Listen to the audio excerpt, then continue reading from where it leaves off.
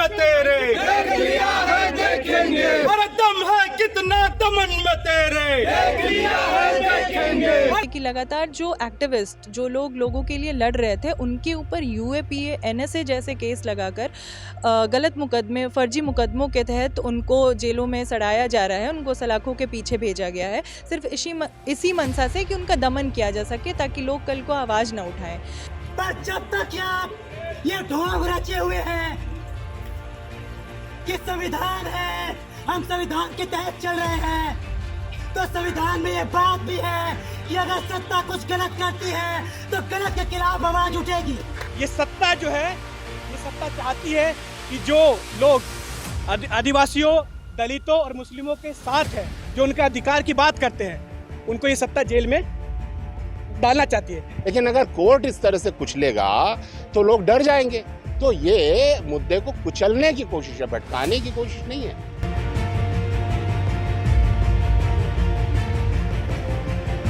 और अगर मैं किसी और के साथ जब जाती हो रही, मैं आकर अपनी आवाज़ नहीं उठाऊंगी, तो जब मेरी बारी आएगी तो कोई उठाने वाला नहीं रहेगा। और यही हो रहा है हमारे देश में।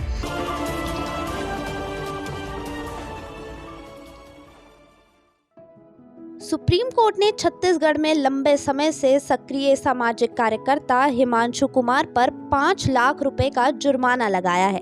सुप्रीम कोर्ट ने छत्तीसगढ़ के सुकमा जिले के गोमपाड़ में साल 2009 में 16 आदिवासियों के मारे जाने के मामले की जांच को लेकर याचिका खारिज कर दी थी।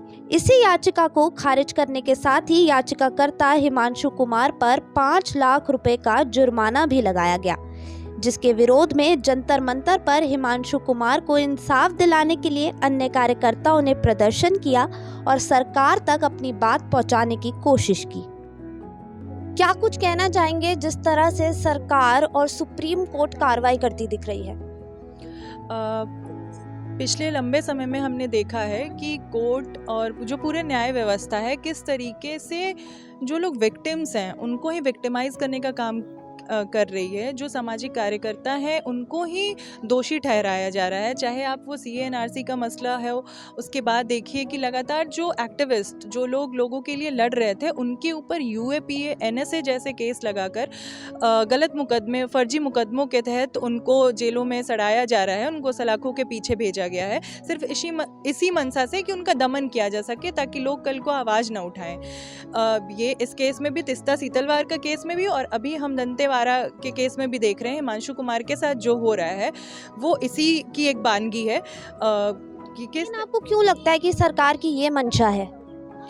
क्योंकि जो तिस्ता सीतलवार के केस में हुआ, गुजरात दंगों की फाइल ना खुले, उसकी निष्पक्ष न्यायिक जांच ना हो, दंतेवाड़ा की फाइल ना खुले, इसकी न्यायिक जांच ना हो, जो दोषी हों उनको सजा ना मिले, दोषियों को बचाने की मंशा से लगातार ही इस तरह की पूरे घटनाक्रम में बिना जांच के कोर्ट ऐसे आदेश दे रही है, जो बिल्कुल ही ये दिखाता है कि आज पूरी की पूरी न्याय व्यवस्था भी सरकार के हाथों की बस कठपुतली बन के रह गई है। लोगों का भरोसा अगर इस तरह के आदेश आते हैं तो पूरी न्याय प्रणाली से उठ जाएगा, जो अभी होता हुआ दिख रहा है। लेकिन केवल मांग करने के बजाय उनके ऊपर जुर्माना लगा दिया जाता है, तो आपको ऐसा क्यों लगता है कि सरकार जो है केवल और केवल हिमांशु कुमार के खिलाफ ही खड़ी है?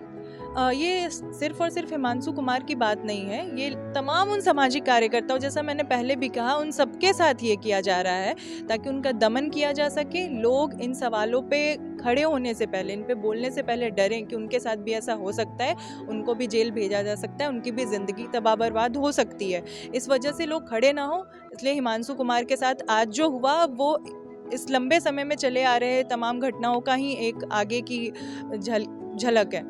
सरकार को क्या कहना चाहेंगे?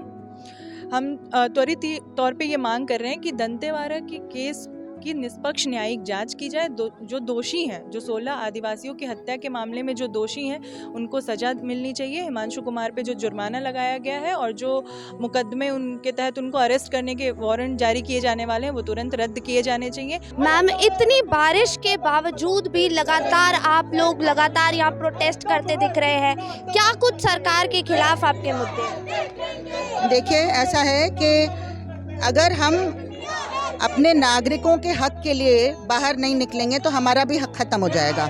अगर हमको इस देश को बचाना है, अगर हमें अपने संविधान को बचाना है और हमारे अगर जो एक कॉन्स्टिट्यूशन में जो हमारे राइट्स हैं, अभिव्यक्ति की आज़ादी है, डिसेंट की आज़ादी है और अपना जीना मतलब के बिना कोई डिस्क्रिमिनेशन के हमें जो हक मिलने चाहिए, रोटी कपड़ा मकान, रोज़गार, शिक्षा, इसका अगर हमको लड़ना है इसके लिए तो हमें मिल के लड़ना पड़ेगा।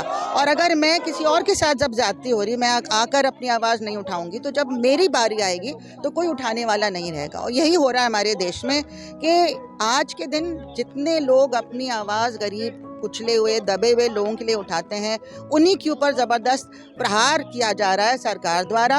और ये सारा कॉर्पोरेट जो जगत है जो पूरे देश को लूटना चाहता है, ख़ासतौर से आदिवासी इलाकों को, जहाँ से मिनरल रिच जो ज़मीन है वहाँ से पूरा हथियाना चाहते हैं, उनके फॉरेस्ट को हथियाना चाहते हैं, उनके जल को हथियाना चाहते हैं, ज़मीन को हथियाना चाहते हैं।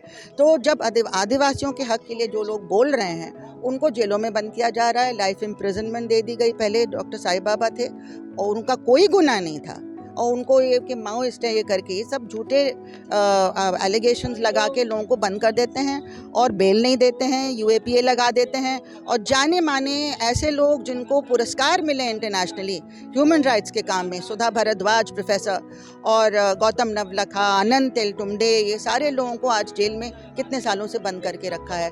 तो जो भी आवाज़ उठाता है, चाहे माइनॉरिटीज़ के हक़ में, चाहे ह्यूमन राइट्स के हक़ में, या आदिवासियों के हक़ में, या दलितों के हक़ में, उनको ये किसी न किसी फर्जी केस में फंसा के बंद कर देते हैं। इनका जुर्म ये था कि ये दलितों के बारे में बात करते थे, आदिवासियों के बारे में बात करते थे, उनका हक और अधिकारों की बात करते थे। और यही वजह है कि तीस्ता से तलवार जैसी मानव अधिकारी हमारे साथ नहीं है, आज जेल में है।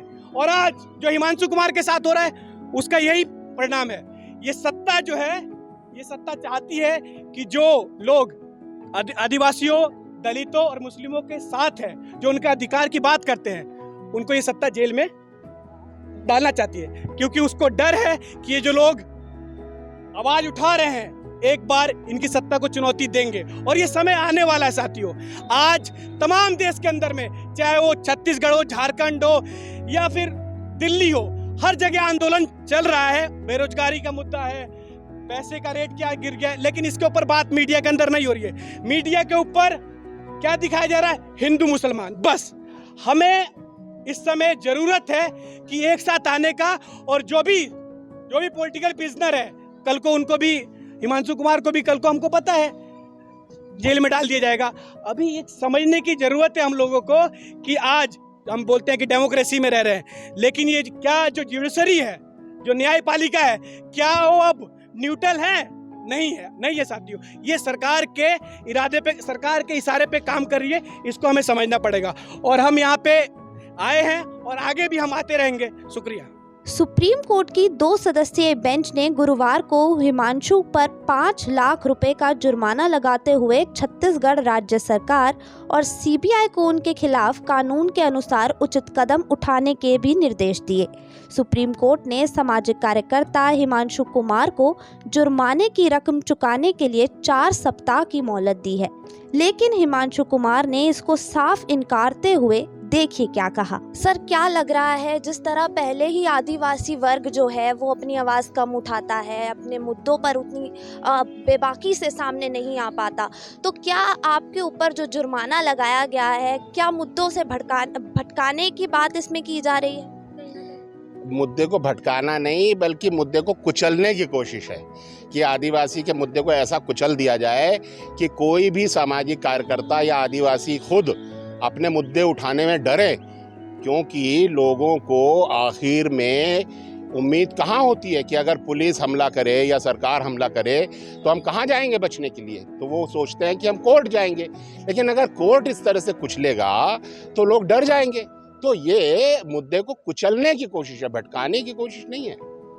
लेकिन आपने जिस तरह जो आपके ऊपर जुर्माना लगाया गया, लेकिन आपने कहा कि मैं जेल जाने को तैयार हूँ, मैं जुर्माना नहीं भरूंगा, तो इसको कैसे आप समझाना चाहेंगे? मैं ये समझाना चाहूँगा कि हमें गलत का विरोध पूरी हिम्मत के साथ करना चाहिए। हमें जेल का डर अपने दिल से निकाल देना चाहिए, मरने का डर जेल से निकाल देना चाहिए। और ये जो सरकार है, ये डरा करके अपना जो गलत चीज़ें हैं उसको लागू करना चाहती है, उसका जवाब यही है कि हम अपने दिलों से डर को निकाल दें, मौत के डर को निकाल दें, जेल के डर को निकाल दें। यही हमें गांधी जी ने सिखाया था। इसी तरह हमने आज़ादी पाई थी और इसी तरीके से हम इस देश को फिर से बचा सकते हैं। अब आने वाले दिनों में देखना होगा कि सुप्रीम कोर्ट इस पर क्या तर्क पेश करता है और ये मामला आगे क्या मोड़ लेता है। बाकी ऐसी देश दुनिया से जुड़ी तमाम खबरों के लिए आप देखते रहें हिंदुस्तान दर्पण।